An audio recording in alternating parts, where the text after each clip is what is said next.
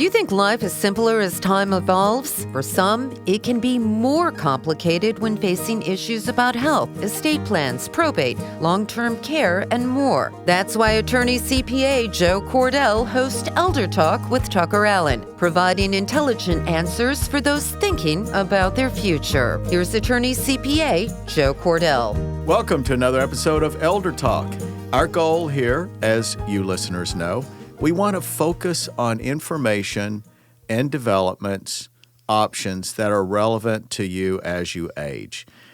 Jill, I would bet the single most common topic for us that comes up is, what if I can't live at home? What if I need to transition in some sort of additional or different living arrangement? And that can often be very challenging. Yeah, especially in the last year. Oh, yeah. So we try to focus on guests that bring something new to the table, something a little different, maybe a different way of thinking about those options.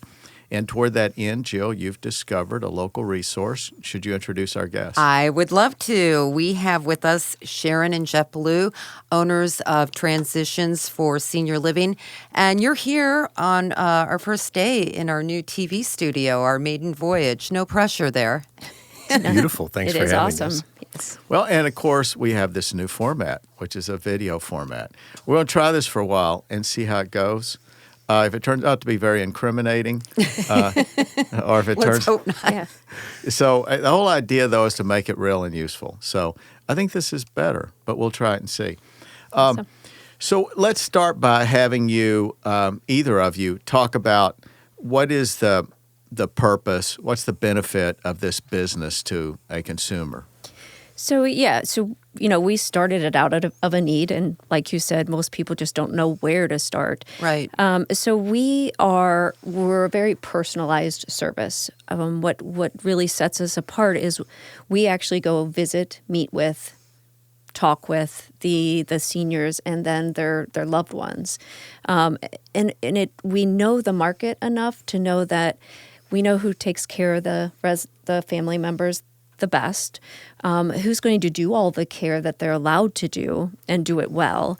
But we really also have that ability to kind of matchmake with families and their loved ones of where are they going to fit in and what are they going to do and how are they going to do. Now, Sharon, is this happening most of the time when families are in crisis mode, when they need to find a place for their loved one to go right away? We get both. We get both the ones that are in crisis mode, the ones that are in the hospital or rehab, and, they realize they're not coming back to their own home. They're not strong enough. They're not mobile enough.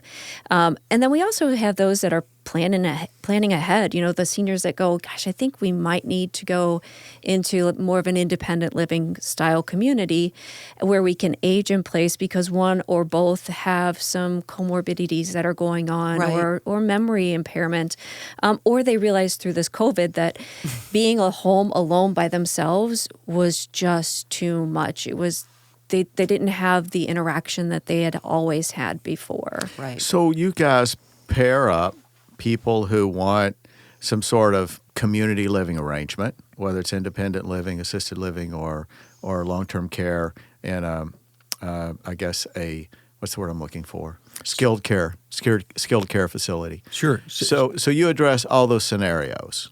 We handle the full breadth of offerings. So even if they want to stay in-home and they can be successful in-home with some additional care, we can guide them that way. If they need independent, assisted, skilled, memory, all those things, we liken ourselves to a real estate agent for senior living. We help represent the market that's out there for any and all families, and we're completely free to families as well. Well, but how do you get paid? How is this a viable business for you? Sure. Great question. Nothing in life is free, so how does that work, right? We are paid through the marketing budgets of senior living communities. So if I take the Smith family or Sharon takes the Smith family to ABC Senior Living and they choose to move in there, then ABC Senior Living may pay us a finder's fee. I say may because the challenge with the market is about a third of the market doesn't pay finder's fees, and the rest of the services out in the marketplace generally don't take you to those places because they can't make money. And if you're a franchise, which we're not, if you're a franchise, your franchisor wants their piece of the pie. So how we're specifically different is we go everywhere in St. Louis, including the places that don't pay a finder's fee. In other words, about 30% of our work we do is pro bono. And our goal is just to be transparent, let families know all the options in the market so they can make the best decision for their family. Well, is there a correlation between the businesses that are willing to pay a finder's fee? I would think that would be a reasonable thing for if I owned a nursing home or some other community care facility. I would think it would make sense to reward people such as yourselves, consultants, who lead clients or customers to me. I generally agree with you. There's a certain mindset that's old school that says I'm paying business development folks to go find my clients for me, so therefore I shouldn't need an outside service. We're seeing more and more communities that are willing to compensate for it, but there's still a sliver that doesn't. But the most important thing is we don't exclude those. If it's the right fit for a family, we still gather information, tour of those places with the families, and if they choose that place, that's fine. My income shouldn't be their number one priority. The number one priority should be taking care of their parents or their grandparents, and that's where we keep our focus as well. Now, I understand that this organization was started because of a situation you faced in your own family with a loved one. Was it your father? It was Jeff's father. Okay. So my father had Parkinson's for over a dozen years at the time, and his wife was caring for him. And they weren't a bad team at home until Dad took a fall and hit his head, was knocked unconscious. And that day, his wife walked through his blood around his body for almost 6 hours. That was the day that we learned 1,000 miles away that she had had dementia for some time. We didn't know what to look for. Well, now with our training, we know exactly what to look for. You mean she wasn't responding? I mean, he was on the floor? Correct. She literally walked through his blood. And again, they had a very enduring relationship, and it wasn't her fault. It was the disease. Sure. And anytime there's a major crisis event for someone who has some memory impairment, it generally brings about a step change down in cognition. In her case, it was several step changes.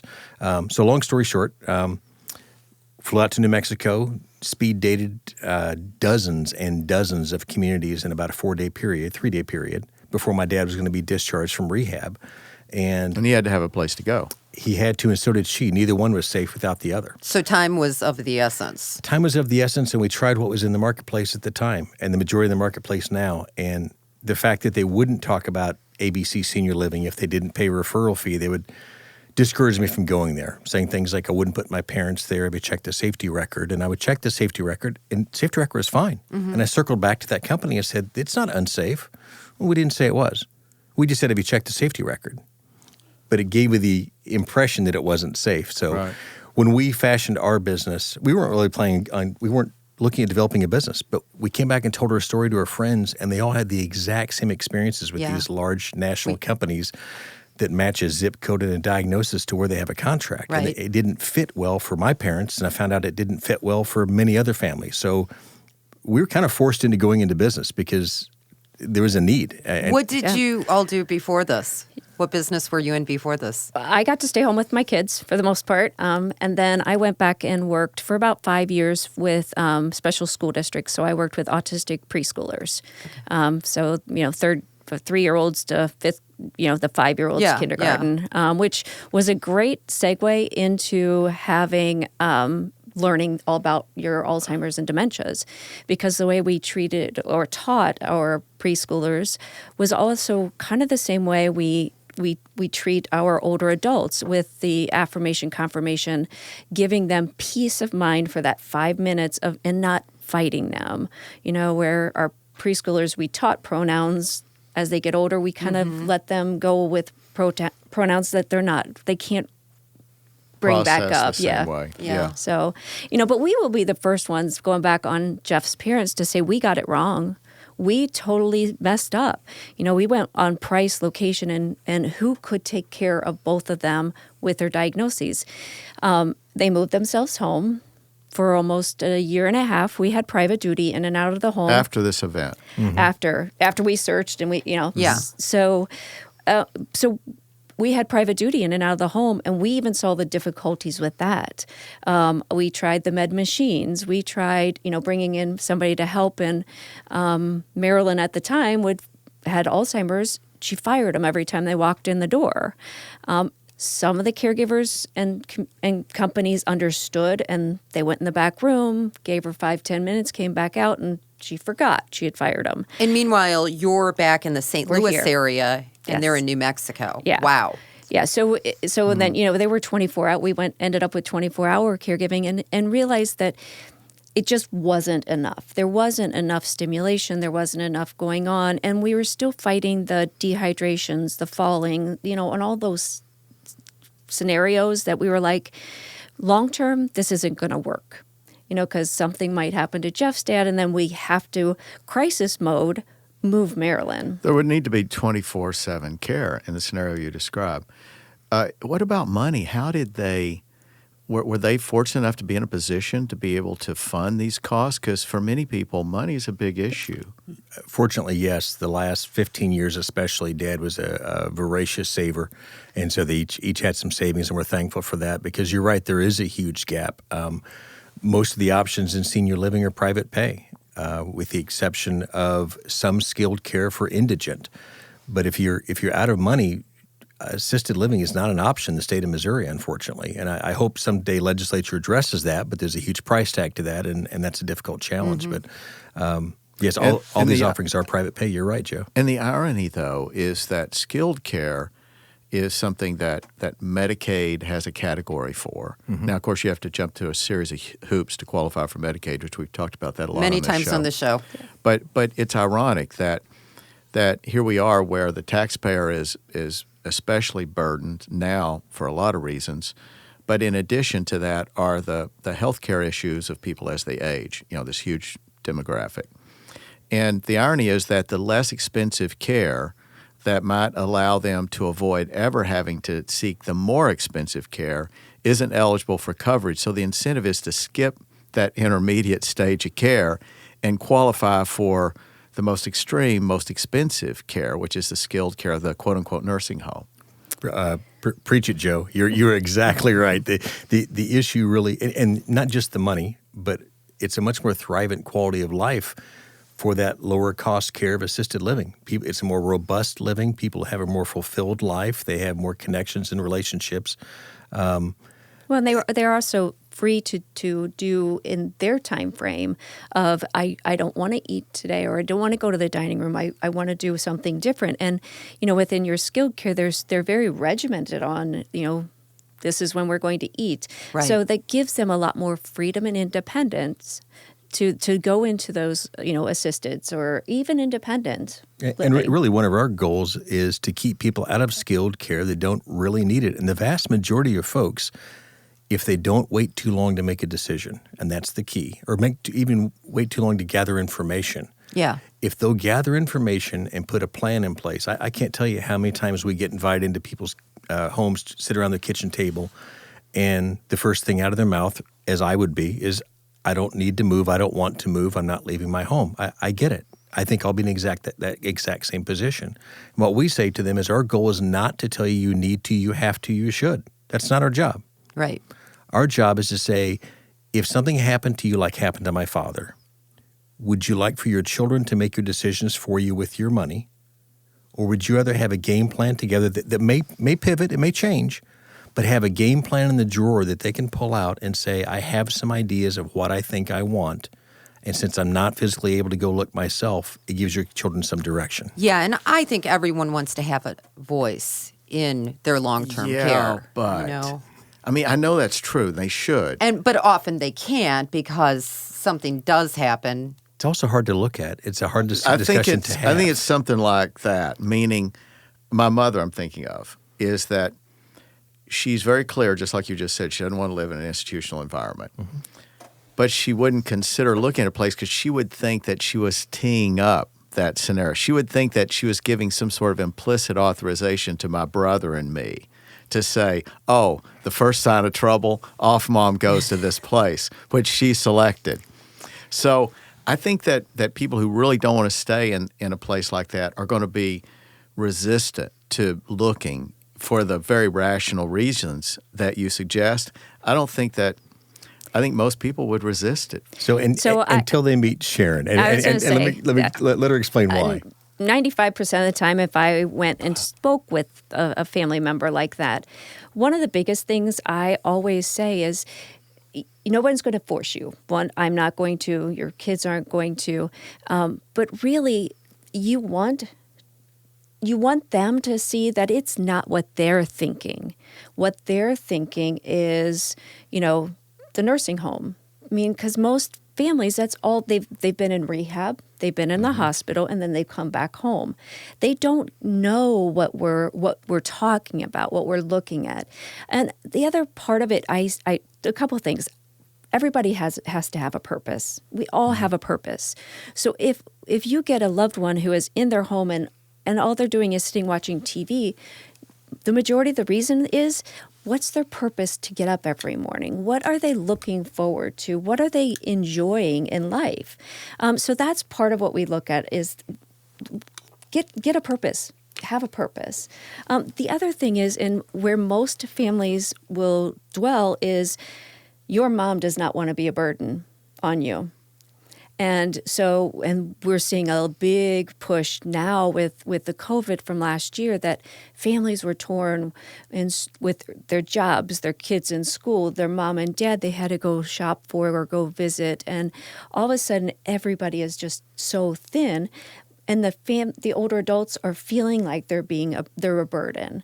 So it's not that I always say, it's not that they aren't capable of taking care of themselves, that they aren't independent, but the peace of mind and the stress that's all the family's on, wouldn't you like to alleviate some of that? The other thing I would say is the dynamic changes when it's someone outside of the family. We don't sell anything. There's no contract to sign. There's no gotchas or pitfalls. We sit and have a conversation with family members, and because I'm not a sibling, and I don't have the same dynamic that every family has a dynamic. Right. You're an outsider. Absolutely. Sure. And I don't have a dog in the fight. So when we sit and have a conversation and say, did you know that this exists? Did you know about this? Did you know that assisted living didn't even exist before 1990? So if my mom hasn't been in senior living since 1990, she's thinking nursing home. Yeah. She hasn't seen what exists. And there's always that fear. Absolutely. Right. So we kind of change that dynamic and say, what would happen if you went and looked and said no? Well, that'd be okay, wouldn't it? That's all we're suggesting, because right now you can't make a decision with what you don't know. Gather information. You're still in the driver's seat. And we sit on the side of the table as a senior. We've had some kids, not often, that every now and then don't have the senior's best interest. We don't sit on that side of the table. We sit on the senior side of the table 100% of the time. So we're their advocate, we're their friend, and when they're ready, then we can help them. Well, and it really is a shame that we're having to push against the resistance that you were responding to, Sharon. I mean, there are such wonderful places we've talked about on this show over the last 3 years. Yeah, how many facilities have we had? Representatives from those facilities on this show. Very nice place, almost a resort environment in some cases. So it seems to me like a much more rich, attractive opportunity than a place to which you have to go. But you're right. I think that there are these stereotypes that have calcified over time and that are not going to go away. Now, by the time my daughters, who are in their mid-20s, by the time they're 70, 75, they'll be ready to go to a place like that. It'll be known as this really cool, hot thing to do. But right now, I think the legacy of a period in the latter half of the 20th century when it wasn't so attractive to go. Let me ask you, what kind of financial circumstances are your typical clients in? Are these people who, for the most part, can afford to pay for this from their own resources? Are there people who are going to do some planning to perhaps qualify through Medicaid if it's skilled care? Give me the scenarios of your common clients. We have a lot of different clients. We have the ones with the long-term care insurance policies. I will tell you, we talk to families almost every day who know nothing about the VA aid and attendance benefit, which can be a huge benefit. And so we will delve into all of those kind of little things that they might need. again, we go with quality of life. You know, if mom or dad has funds, and let's just say we're not going to take them to the $7,000 a month community if that's not their resources to give them the most quality of life, life and time. So what we say is we know where mom and dad are right now. We know what their needs are, what their activities are, what's going on with them. So if we can find an assisted living that they have a studio apartment, but they get all the care and they can stay there for 3 years, let's do that instead of spending down in the anticipation that at some point they're going to need a skilled Which they may, nursing. in fact, not need. Right. People always think, well, I'm the one person this is happening to. This is happening to hundreds and thousands of people, so there's an avenue for that. But are a lot of people, though, wanting to be in a continuing care environment where they can be in the same campus, so to speak, and progress if necessary? Is that kind of the hot demand? There's a times, challenge. yeah, sorry. sometimes. Go ahead. Then that is a challenge a lot of times because, when you look at the state of Missouri and their licensure for assisted living, they are, by licensure, allowed to do up to a 2-person assist in transferring. They're allowed to. Now, not all of them do, but they're allowed to do what they call as an individual evacuation plan, meaning they can take the older adult out of the building in the event of an emergency. And they'll say, a lot of times it's IAP. So what they'll hear is, can mom make pathway to safety? Well, some communities, if mom can't get up out of her chair, get in the hallway and down the hall in 5 minutes or less, she has to go to skilled, where that's not how the licensure works. So you have to really be cognizant and know what communities do what in their level of care. Wow. So you're saying that there's this regulatory framework that, if interpreted strictly, at least one could argue that if someone cannot, in a certain amount of time, get from their room to an exit or off the property, then they automatically would have to escalate to a higher level of care, such as skilled care? Could be. I think the better way to frame that is there's 2 things you have to examine. There's licensure and there's what the brand will do. So I may still be able to be successful in assisted living facility level 2 licensure, but if brand ABC, which might be a continuum of care, decides they don't want to have that much liability or risk, they can move me to their skilled, even though if I was in a different community, I might still be in assisted living. Because of the standards they've imposed. Correct. So what we call a CCRC, a continuum of care retirement community, a CCRC can be a good option, but when we tour them with families, we're really clear about how much of their licensure do they do at each level. In other words, are they really a full ALF2, assisted living facility level 2, and do they do everything that they can before they have to go to skilled? Then a CCRC can be a great option. If they're one that limits their liability and doesn't do nearly as much, I'm moving to skilled from that brand, whereas if I was in a standalone assisted living facility, I might not need to move at all. Again, 7% of the folks ever get to skilled. 7%. Our goal is to keep people out of skilled that don't need it. Now, if I need it, great, but skilled is really vent tube, trach tube, feeding tube, can't ambulate with the help of 2 trained adults, bedridden. If I'm not that, if I pick the correct assisted living, I can live through end of days there. And most people do, quite frankly, even through hospice. And yet we know through people understanding the game, so to speak, that, as we mentioned a few moments ago, that there are people, though, who can game these criteria. And I've heard different estimates. Some have said up to 50% of the people in nursing homes do not truly need to be there. They're there because they can't get coverage for any lesser level of care.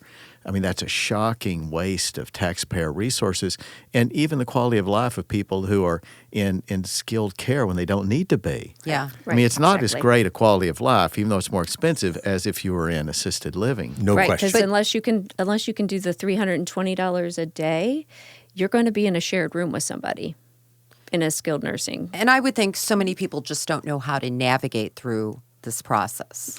Well, And I'm where sure to go. that's true. I think Yeah. it is. It's like the things you're describing, and incidentally, you're doing a very good job of defining these terms as you go, because this can become a very complicated technical discussion. Is there a financial incentive on the part of these continuing care communities to graduate people as quickly as possible from assisted to skilled care? Is there a monetary incentive? I can't speak to that. I can say it could be a limit of liability. It could be financial incentive. Do they make more money? Yeah, I'll put it. but They absolutely do make more money. Yes, you will the go up skilled to is always market more rate. expensive. Sure. Yeah, in some of the continuum of cares, you're going each change you make, you're going to go to market rate of whatever it is for that level of care. So yes, they are getting the monetary side of it. Now, I don't know. I think it's just everything's based on staffing. So I can do as much as I want in my assisted living if I staff it appropriately. And document it through your care plan for the state. There's some regulatory.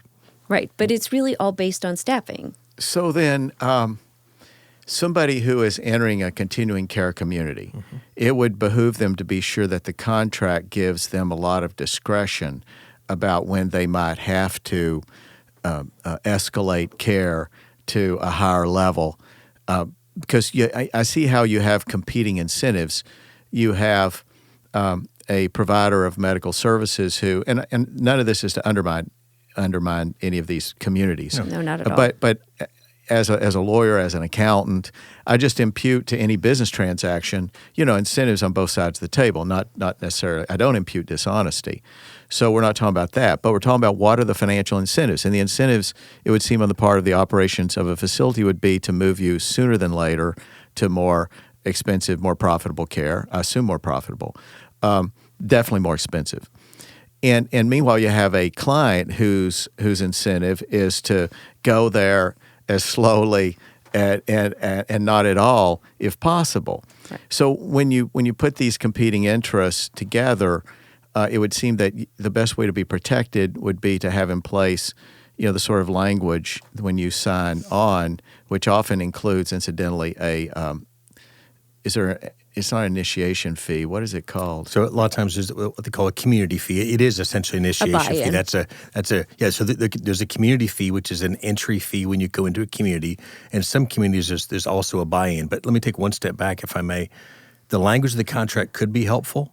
What's the most empowering for a family is getting a clear understanding of what exactly that community does in each level of care, and we help define that for folks. When we tour with the family, we don't just tell the family the information.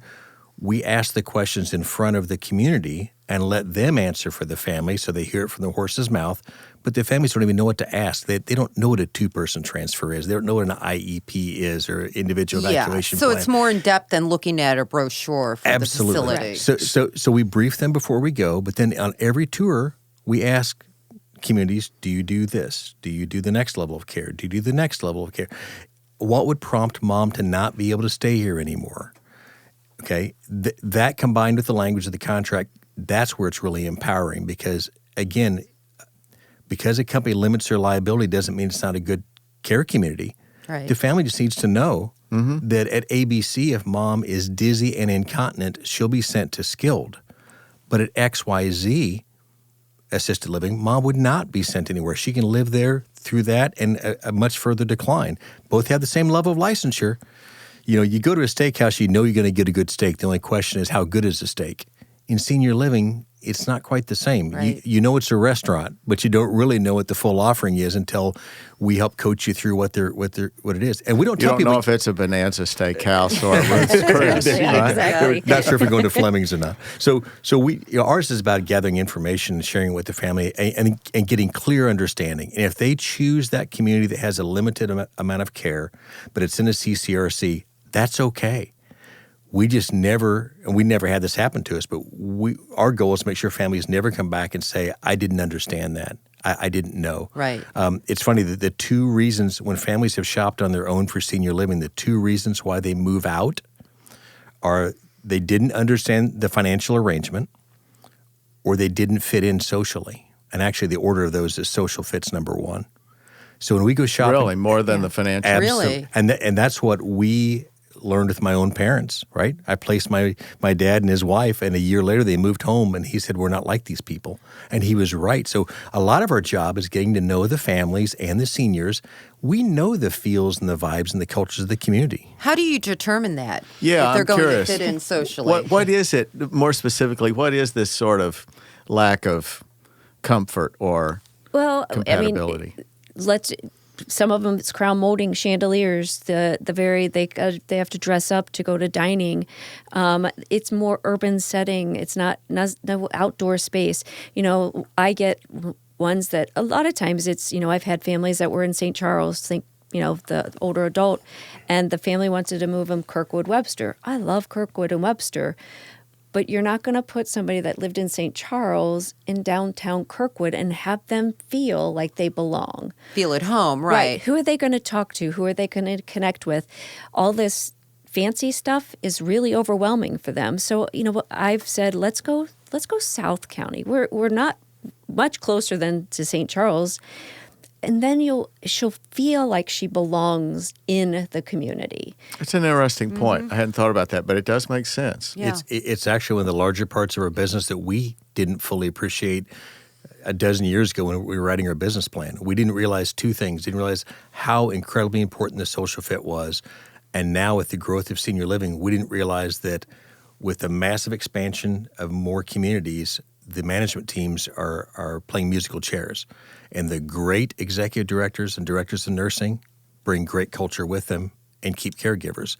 The ones who are less successful and keep moving, that lack of success follows them. So part of our job is keeping track of who is the director of nursing, who's the executive director, because if you don't, it's like any business. It's a top-down management culture. If you don't develop a nice place to work, caregivers aren't going to stay. And by the way, caregivers are the hardest thing in senior living right now. That's the weakest link. There's not enough young people who want to care for us old people. So you have to have... Is it because of the pay? It's a demographic issue. It's the baby boomers who's just, if you look at the birth rate, there's more of us than there are of them. The pay doesn't help, no question. And there are some places that are paying more and keeping better caregivers. Again, good EDs, executive directors, and directors of nursing, that's who keeps strong culture. So those are two things we didn't foresee having to manage in our business, and they've become incredibly critical. Is the culture and the social fit right for the loved one, and is the business culture stable and healthy? Well, I think how there are some resemblances between what you do and, for example, a realtor. Now, except what you do is much bigger and more than what a realtor does, which is just the real estate. You have to deal with the real estate in addition to everything else. And one could argue the real estate becomes least important. But I wonder, when I think of a realtor going around with clients, they may show clients 10 or 15 different homes. So I've heard nightmares where people look at 30 homes and never buy. So I wonder, in your business, when it's a more complicated decision, how many places will you visit typically with a client? Usually 3 to 4 total. Sometimes we'll go a little more, but what I try to do is give them a very not broad, but I'm going to take them to the ones that are a little higher in their price range, ones that are mid, and then the ones that like here, if you want, this one's even a good one. And mom can stay here forever. And the other piece of it is when we talk about finances, and there's a lot that are out there that don't have the true income that they need. There are communities out there that, you can still get in an assisted living, and you're in a little pod of sorts. You have your own room, you have your own door, you share a bathroom, but you can get in it for, $2,300, $2,500 a month with all the care you need in an assisted living. Which certainly beats going to a Medicaid skilled, right? I mean, it may be number one choice, but it's far cry. I was going to say that, and this is an assisted living like 2? Yeah. Mm-hmm. So it would go pretty far in terms of giving care. Right. And even that, I say, maybe give mom that bigger studio room that she can afford for a while. And then once she's gets acclimated, move her to the smaller room.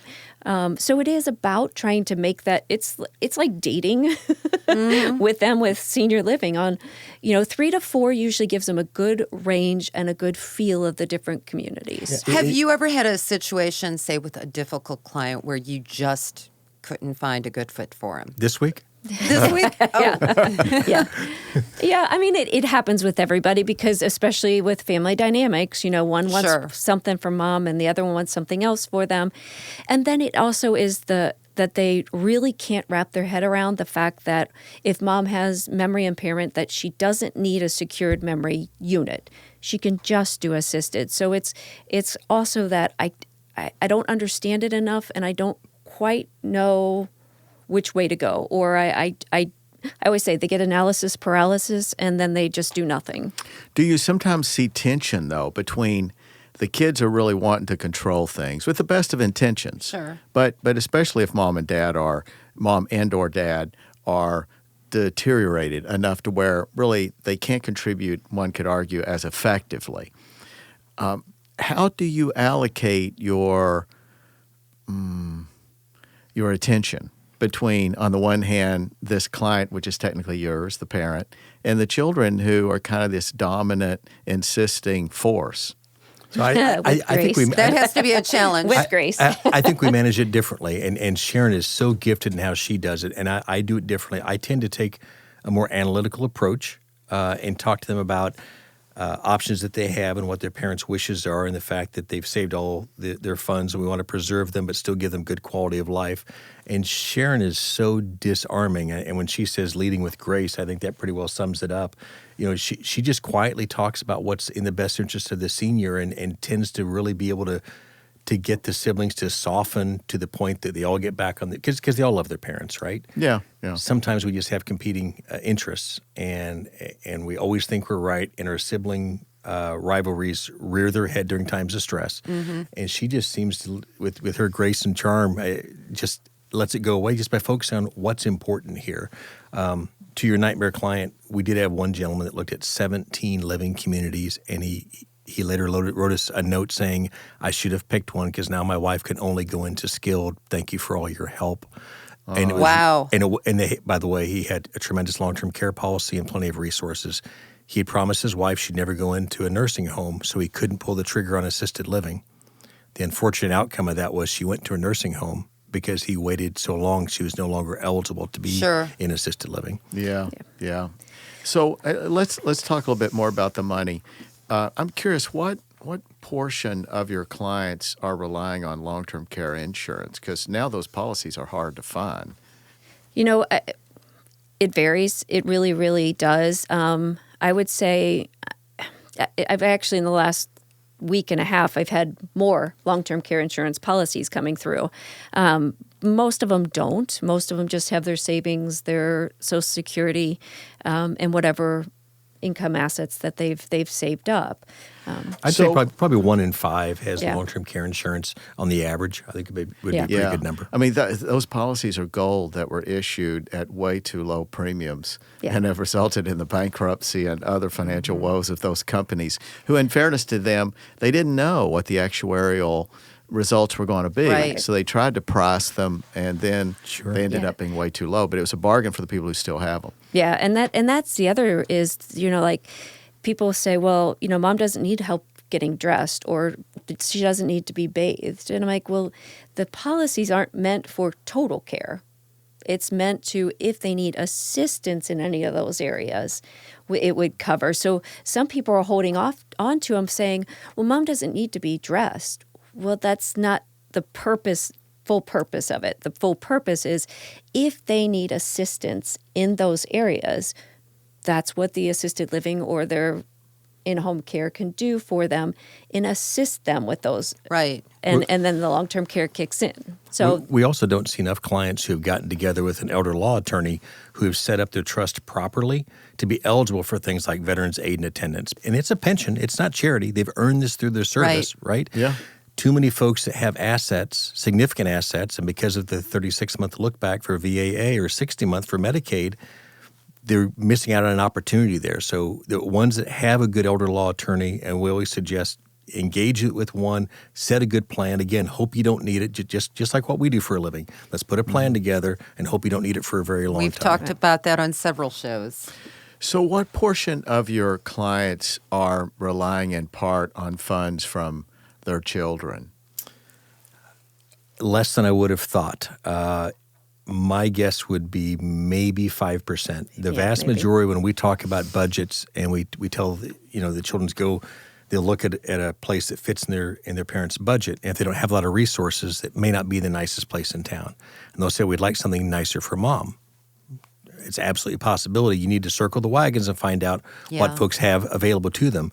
And especially in the last 2 years, we're seeing less and less of that. Even pre-COVID, we saw less of that. I think our generation has less savings and less wealth commensurate to what we've made in our life compared to our parents. So we're not seeing as much as I would like to see of that. That's not a good commentary. You would think that the younger generation would be doing better. And at this point, they would be in their 50s, these children. So you would think that there'd be enough wealth to help the parents. Well, I think there's also a huge you're still, fear. Yeah. Well, and you're still having, we're in our 50s and we have kids in college. Or right out of Yeah. college. The sandwich generation. Yeah, so I think you're seeing a lot more of that too. That they're just not able to Do it all. or they're not able to say, I can do it every single month. And that's what we're really asking. Can you do $500 every single month? And some are like, I can't guarantee that. Yeah. Yeah. I can So- do it some months, but maybe not others. Right. Right. And we have some exceptions to that. We have some incredibly generous children of seniors that warm your heart. And those are the ones I like to remember more because it is a good position. And most families have their parents' best interest at heart. Right. And it's great when you see them pull together. We didn't think we'd be therapists, family therapists, as much as we are I referees imagine sometimes. you are. And that's the thing about this conversation, which I kind of like about this area, is that you said it well, that the kids, with rare exception, they really are thinking about what's best for mom and dad. But the range of ways in which that dynamic can work out, where mom and dad are resistant or kids think they know and they're trying to tell mom and dad what's good for them. And it's a complicated scenario to manage. And it does take, I'm sure, more interpersonal skills, I would suspect, than logic. I would agree.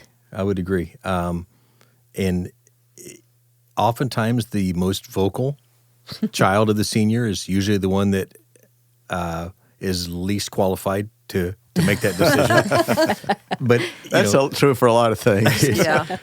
it is. We feel so thankful because when we walk into a living room, it's such a different dynamic than if Sharon were to walk into my family's or I would walk into hers. When you're outside of the circle, you're the expert. Now, in this case, we are the expert, and we know how far our expertise goes, so I don't mind playing that role. But the dynamics change when we explain to them, we've seen this dozens and dozens and dozens of times just this year. Let me tell you how this ends or what you should be aware of or here's why that idea might have a concern.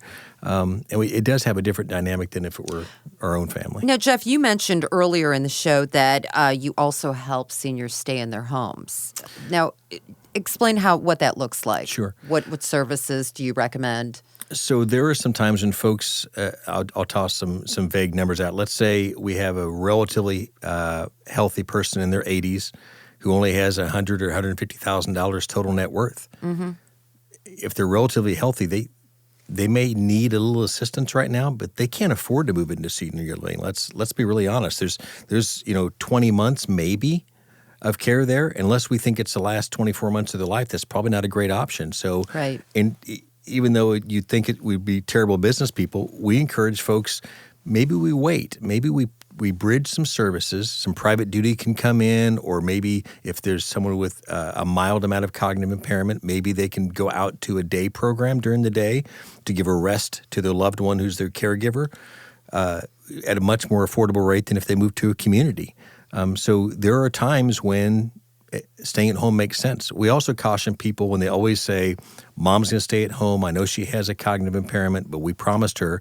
We explain to them that the Alzheimer's Association recommends that we see, 4, 5, 6 different people every day for cognitive engagement. That can count what we're doing right now. It can count the postman. It can count the neighbor. Just a simple wave high. Right. But when you ask families, how many people does Mom see every day? 1. Are you seeing Mom have a cognitive decline? Yeah, matter of fact, worse the last year. Now, we can't reverse that. We can't stop that. But we don't want to encourage it. So we want to put them in an environment that have the best chance of fighting dementia that they possibly can. So if staying in their home is healthy for everyone, the caregiver as well as the senior, and they can afford it, and it's cognitively engaging, fantastic. If it's not, we share with them the information to see if they want to look at other options or not. What happens in a situation where you have a client that wants to stay at home, but you suspect there might be some, dementia going on there, and you have to have that conversation with them that, maybe this isn't a good idea? Yeah, well, we're not the hammer. We're not the ones going to tell them that they have to move, or, we are going to suggest, even if they have a very mild cognitive impairment, sometimes moving them into independent living can be just as much of a benefit. What they need is routine. They need consistency. They need the interaction with people. Maybe they just need one meal. But what's really nice in our independent living is a lot of times they'll have on staff a private duty company. So if mom we just need her to get up in the morning and take her meds. Well, all you do is pay for somebody for 15, 30 minutes of time to come in and do that with mom, and then she's good the rest of the day. In an independent environment. Right. Correct. Or you're bringing them in your home for 4 hours on a 2 regular. to 4 hour minimum. Yeah. So sometimes what happens when we see somebody that has cognitive impairment, and by the way, more often than not, families can't admit that mom or dad has dementia. It's a very hard thing to face. Sure. So what we ask families during an in-person assessment, and by the way, it's very casual. It's not a clinical assessment. It's a casual conversation in the living room. We always say, when we ask your mom or dad questions, just do me one favor, let them answer it. We'll be very respectful. We won't embarrass them if they get tripped up. We'll be very kind and give plenty of grace. But we need to hear from them what's going on, because the kids love to help mom and dad out for 2 reasons. They don't want to embarrass them, and they also sometimes don't want to face that there's a problem. And if we see that something is pretty significant, we may even ask the question of the senior, hey, I don't want to get too far into politics, but did you vote in the last election? He'll say, oh, yeah, absolutely. I said, well, I did too. We got that in common. Do you mind if I ask who you voted for? And he said, Eisenhower. And I said, I did. Boy. My answer was, I did too. It's exactly who I voted for in the last election. Never would I say Eisenhower wasn't the last election. Right. Because with dementia, I can't correct him and get him to believe me and understand. Sure. Or dementia training, he's always right. They're always right. 100% of the time, they're always right. But that at least gives you an idea of where he is in his journey. It didn't start last week. Yeah. Yeah. Right. So it's all about finding out where they are. But truly, we can't reverse it. Once the memory starts to go down. No, you can't, unfortunately. But what we can do is get them into a stable environment and truly have those routines, have that set up. Because, if we get them in there early enough, they can stay in that same spot for a long time before they start having a decline again. We always do tell families, if they're in that situation, in a secured memory care community, that's where your staffing's even higher. So you're going to get more of that little more one-on-one, more. They're not going to be left in their rooms. They're going to be brought out. They're going to be engaged. What I always say, when families go, well, they need skilled, I'm like, no, here's part of what we balance. Assisted living cannot put your mom in a alarmed wheelchair or bed or anything like that. So if they're a fall risk, assisted livings have to know where they are. They're going to watch them. Our skilleds are allowed to. They're allowed to put them in alarms Right. on their wheelchairs and alarms on their bed. So you really go, what's going to be the better option? I get that completely. And surely people watching this get it, that for the most part you want to err on as low a level of care as possible with the backstops that Right. assure their safety. Mm-hmm.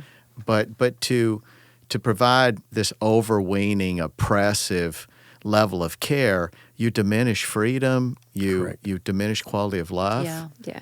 But again, what we find is families don't know how to articulate where mom is in her journey, either physically or cognitively. I've had people call me and say, mom's not walking anymore. I'm like, oh, she's bedbound or chairbound. Well, no, but she uses a walker. Well, that's not that. I said, then she needs mobile. assistance to walk. Yeah, right. Exactly. She's ambulatory. So, but people don't know. Mom needs a memory care community. Okay, well, let's step back. Why does she? Is she a wander risk, elopement risk? Does she know time, place? Can she, articulate what she needs and her needs and wants? If she can and she knows time and place and she's just pleasantly confused and gets turned around, most of our assisted livings that have memory care understand it. So they want to keep them in that higher functioning setting. And about 2/3 of the seniors over the age of 70 have a cognitive impairment. It is the norm. It is not the exception. Probably the other thing we get a lot is, I bet 9 out of 10 phone calls we get, and by the way, the first phone call to us is oftentimes 45 minutes to an hour. It's a lot of listening. People need to tell the story of how mom or dad got here and where they are and how. And usually it's a child. It's almost not the parent. It's typically. almost always, shame on us, Joe, it's almost always the daughter and daughter-in-law. It is rarely the men of seniors who are calling us. It is upon very rare occasion. Yeah. And so we listen, and then they'll say, so my mom needs skilled nursing. 9 out of 10 calls. And probably They're just assuming that. Someone's told them that. A physician's office who hasn't been in senior living in 30 years, or a well-intended social worker neighbor, or someone. 9 out of 10. And I bet you 1 out of 20 need skilled. Assisted living can do so very much, but they don't know what they don't know, right? Yeah. And so our goal is to help them take a deep breath. It's going to be okay. Even if it's my scenario where my dad had, I think, 72 hours until he was discharged from rehab, we get those calls every week. We tell them how to try to slow the process down through a Medicare appeal, gain an extra few days. Even if they don't, though, we can help them in that time frame. But our biggest thing is take a breath. We have the resources to help you. We have the experience. If there's anything outside of our wheelhouse, we'll be happy to connect you with resources that can help you. Right. But folks are in chaos. It's a hard time. And what's really, I find among the most attractive things, in addition to all the information that a service such as yours provides, is the fact that it doesn't cost anything to the person using it. And it's not as if they're being charged more by a facility that pays you a fee. It doesn't work that way. It's like in real estate, some people think that if they don't use a realtor and there's just the seller's realtor, that somehow they've saved money. No, the entire fee goes to the seller's realtor. So, this is that scenario. So people who use you aren't paying more because you're getting paid a fee. But I did want to circle back here as we wrap up, because I think this is important for people to hear. So about 70% you estimate of the facilities will pay these referral fees. Approximately. So approximately. So that's how you get compensated. But you don't limit the facilities that you consider to those that pay this fee. Correct. Absolutely So not. that's a huge plus. About 30% of our work is pro bono. We consistently place at communities that we know going in the door we're not going to get paid. And the reason why we do that is my 12-page business plan from a dozen years ago, I can boil down to 2 sentences. We do for families what no one would do for my dad. Just tell me the truth. Mm-hmm. Yeah. Yeah. And it enhances your reputation. Your credibility. I'm absolutely. convinced as a lawyer, often we don't start out to do as much pro bono as we end up doing. Yeah. So I joke that our pro bono is inadvertent. That's not entirely true. We do go into some situations knowing we won't be paid, but a lot of the time we get in it, we find out we're not going to get paid, and we just happily roll up our sleeves and figure, look, this is going to be good for our reputation. So we go forward, and sure enough, somebody's really wowed by us, and they tell a friend, and then the friend who comes in pays us. So ultimately, we make money. And I think it's a good thing to sow seeds of goodwill that ultimately it redounds to the benefit of good business people. Exactly. Yeah, we agree, and I will tell you, we sleep very well at night. We could probably make 50% more money the other way, and we just want people to have made great decisions with great information. And the easiest way is just to be transparent. It's just easier that way. Yeah. Right. Yeah, it is. Our tagline is simplifying the search, and everything's personalized because every situation is unique. Nobody has the same It's not a one-size-fits-all. No, and it can't be. And I'm curious, I've never heard of a service like yours before. Are you the only one in the St. Louis area, or are there other services that do the same? We have a lot of competition. They're all franchises, or they're all national companies that operate a little differently, and some of them do a fantastic job. But the biggest difference there is if I'm a franchisor, I'm getting 15% of something. I'm not wanting you doing much pro bono work. Right. And I have to answer to my creator and to my wife, and that's the only two folks that I have to answer to. So we're intentionally not a franchise. Yeah, and we don't have limits on areas either. So we go all over the St. Louis area, St. Charles. We go out to Warrenton, Lincoln, Jefferson. Pretty much St. Louis County and every county surrounding it. And the Metro East. Yeah. Illinois. Okay. Yeah, so we do. So because we're not confined. We don't have the confines of you bought this section of the city.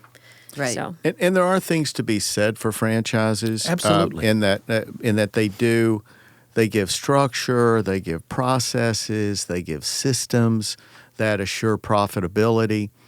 But no one who is a franchisee can simply follow their conscience.